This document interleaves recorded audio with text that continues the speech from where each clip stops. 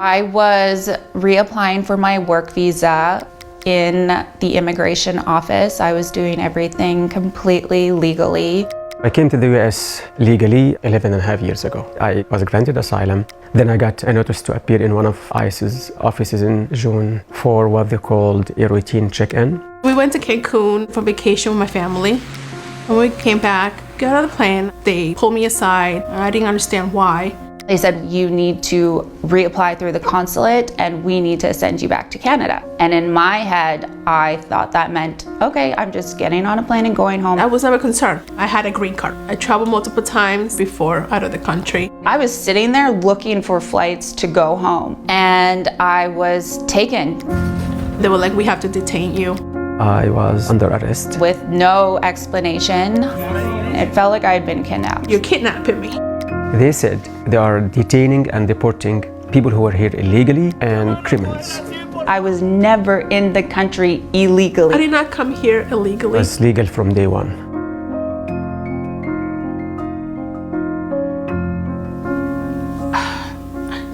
You know, having a mother taken away from the kids, I felt like a knife was just like, it's like stabbing my heart. I never expect this in America. I was taken to the first detention center in chains. When I got there, I was like, where am I? It looks like a prison. They took us to the booking. We're asked to strip naked in front of each other. There were 30 of us in one cell, just like a line of bunks and then open showers and toilets. And you're supposed to use this toilet in front of 12, 14 other people. If I wanted to use the bathroom, I felt violated. What did we do to be treated this way? That is inhumane. I was treated like a criminal, like I killed somebody. And every single time I asked a question, it was, I'm not your case officer. I don't know. I'm just doing my job. They said, listen, I know every one of you will say, I left my kids at home with no one to take care of them. I don't care. You will say that you haven't eaten anything all day long. I don't care. You say that you're terrified, you are here unjustly. I don't care. It was super cold. Freezing. They nicknamed them the ice boxes. I don't think it's more than 30 degrees. We're huddled, trying to stay warm, wrapped in these aluminum foils, looking like dead bodies. There's no window that you can look outside. I never was able to breathe fresh air. Fluorescent lights are shining 24/7. I couldn't sleep. We kept hearing rats scream.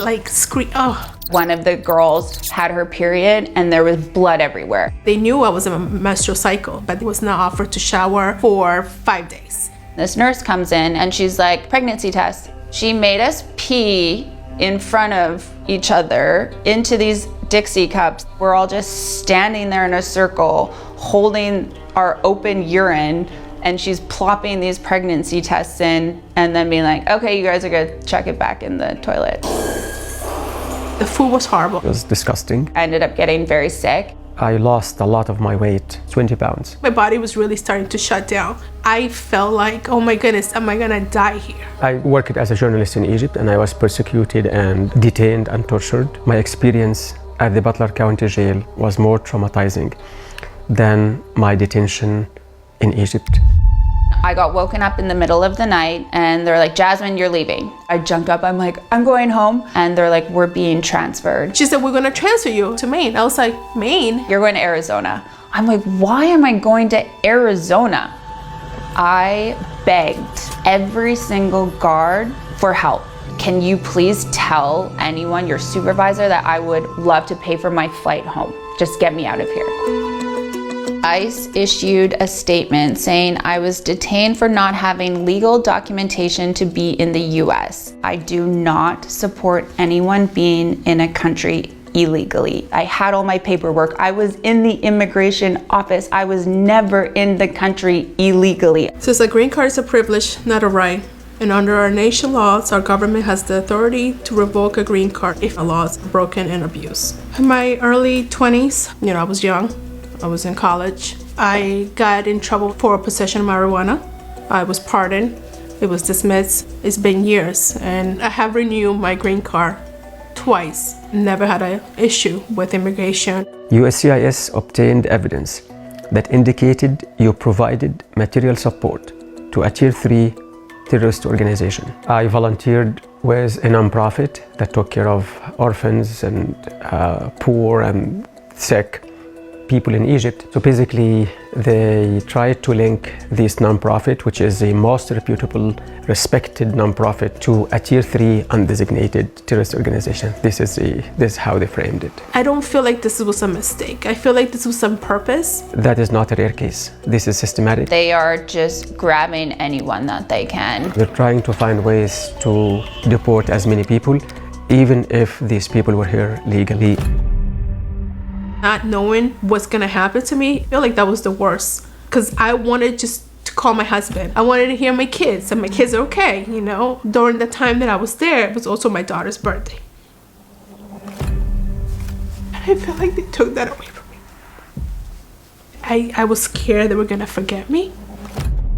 I was put on solitary confinement for 6 days for advocating for myself and the other Muslim inmates to have a quiet space to pray. That's when my mental health started to deteriorate too fast. It's just a matter of time. I'll get deported and get killed in Egypt. That was the thing that I couldn't get out of my mind. I'll just get deported and get killed. I had a medical check and I had to go visit this nurse. She could tell that I was distraught and confused, and she looked at me and she goes, "Can I pray for you?" And she said this like beautiful prayer in Spanish that I have no idea what she was saying. And I just cried and I cried and I cried, and she just held my hands, and I was like, okay, I'm going to get through this. An officer called and said, "Pack your stuff." Where am I going? Just pack your stuff. I was transferred back to the San Diego prison. It was a 2-hour drive. Someone just grabbed me and said, "You're coming with me this way."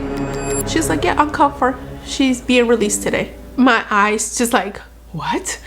Said, "You are released." I actually forget what the word released mean in English. To be honest, it's just, what do you mean by you released? I was in a shock. They stripped the chains off of me quickly, snuck me into the airport, escort me onto the plane, sit me down, and they're like, "Okay, you're free. You can use your cell phone now. Take care." And they were kind of like outside, and I did not know where to go. I didn't have a phone. An officer said, "We just got this letter today. The Department of Homeland Security reinstated your asylum status." It was the happiest moment of my entire life. Assalamu alaikum wa rahmatullahi wa barakatuh. So the first thing we did was to drive to the mosque. Then we went out to eat in a Palestinian restaurant. I ate a lot. I was happy to see my husband. I was more happy to see my girls, no offense. The youngest one was having nightmare, kept waking up. So I knew they needed me, and just kind of reassure them I'm okay, even though it's still hard for me. It's still fragile. I am a different person than the person that got detained. I lost my job that I love. I lost my health insurance. Was not able to finish my degree, all because I got detained for 73 days. I was so lucky to have only been in there for 2 weeks. Can you imagine someone in the system that doesn't have my privilege? All the lawyers, all the money, all my connections, majority of the women that I met have been in there for months. I received a 5-year ban from America. Everyone asked me, they're like, "Well, you're never gonna go back, are you?" I'm appealing. I wanna go back. I love America. I am in the process now of getting my citizenship. I still love the American people, but I'm doubting if I ever feel safe and call the United States my home.